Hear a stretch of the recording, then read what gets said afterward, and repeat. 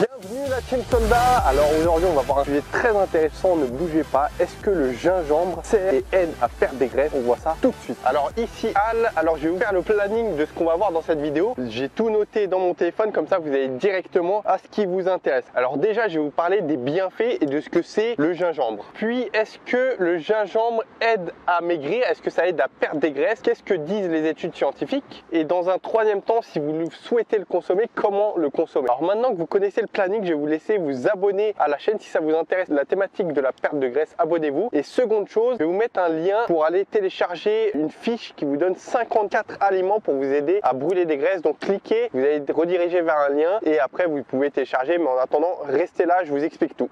Alors je vous avoue, quand j'ai commencé à faire le sujet de l'article, je me suis dit j'ai hâte de faire cette vidéo parce que c'est un sujet intéressant, le gingembre. Alors déjà il faut savoir que le gingembre ça ressemble un peu à un tubercule. Ok, c'est ici, ça s'affiche là, mais pourtant c'est une plante. En fait c'est une plante qui est connue depuis plus ou moins 5 ou 6 000 ans. Ok, et elle est principalement produite en Chine et en Inde, mais principalement en Asie quoi. Ce qu'il faut savoir c'est que les Asiatiques l'utilisent principalement pour ses vertus médicinales. Et si vous avez déjà goûté le gingembre, ça a un petit goût piquant, donc c'est pas très agréable. Moi je suis pas trop fan. Alors première chose importante, lorsque vous vous intéressez à un aliment pour savoir est-ce qu'il a une efficacité quelconque, il faut s'intéresser à ce qu'il contient, les ingrédients, les molécules en fait actives. Et dans le gingembre, il y a 4 principales molécules actives que je vais vous donner là. Alors vous avez le gingerol, le zinguérone, le shogaol et le paradol. Allez, on voit tout de suite quelles sont leurs actions. Bon alors détendez-vous, prenez un petit café, prenez de l'eau ou quelque chose et commencez à prendre des notes.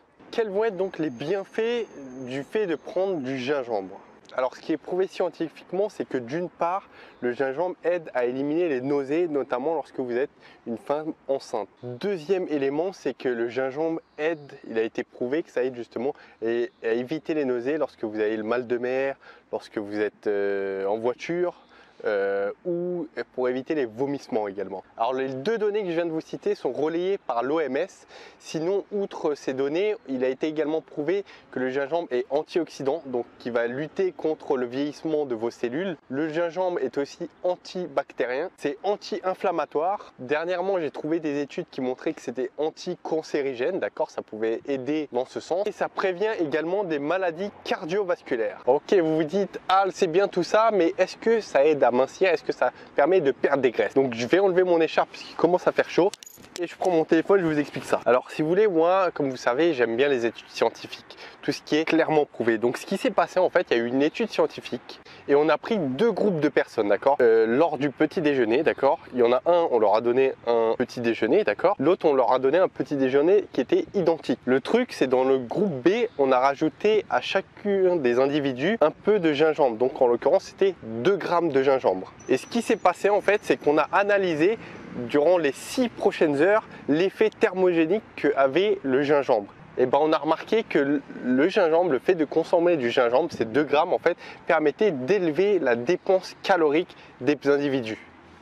Alors ça a élevé la dépense de 42,7 calories au maximum. Enfin la moyenne c'était à 30 calories. Donc en fait c'est pas grand chose, mais pour dire que le fait de consommer du gingembre va faire dans les heures qui suivent votre consommation, vous faire augmenter la dépense calorique. Donc 30 calories pour un aliment, je pense que c'est pas mal du tout quand même. Et seconde chose qui a été montrée dans cette étude, je vais vous l'afficher d'ailleurs, c'est le fait que les gens ont été davantage rassasiés, les personnes qui ont mangé du gingembre ont davantage été rassasiées et donc ont mangé moins de calories durant leur repas. Alors qu'est-ce que je vous ai trouvé encore? Il y a plusieurs études en fait qui montraient que les personnes, on a donné 3 grammes de personnes à des individus, d'accord, de gingembre, et on a remarqué que ça diminuait leur glycémie, leur taux de sucre sanguin, donc ça diminuait la sécrétion d'insuline. Et si vous le savez, le fait de diminuer le taux de sucre sanguin, de stabiliser votre glycémie, en fait c'est idéal pour les personnes qui sont diabétiques. Donc si vous l'êtes, c'est génial. Si vous ne l'êtes pas, en fait ça aide justement à la perte de graisse dans la mesure où avoir un taux de glycémie stable, ça aide à mieux brûler vos graisses et de même ça aide à limiter la prise de graisse. Donc double avantage. Alors qu'est-ce que j'ai encore pour vous? Il a été prouvé en fait que consommer du gingembre, en fait ça a aidé à oxyder davantage de graisse, d'accord. Alors ça a été prouvé notamment sur les rats. Ok, je vous mets l'étude scientifique juste ici, notamment en stimulant plusieurs hormones, dont l'hormone lipase qui est censée oxyder vos graisses. On va aller un petit peu marcher, tiens. Alors maintenant qu'on a vu que le gingembre donc pouvait vous aider à éliminer des graisses, comment vous devez le consommer? consommer, ok? Alors ce que je vous conseille, alors vous avez trois manières de le consommer, d'accord? La première façon, c'est de le manger sous forme frais, d'accord? Donc vous le râpez, d'accord? Moi je conseille pas du tout puisque je déteste ce goût piquant. La seconde des manières, c'est tout simplement de le mettre à ébullition pendant une dizaine de minutes. C'est ce qui se fait généralement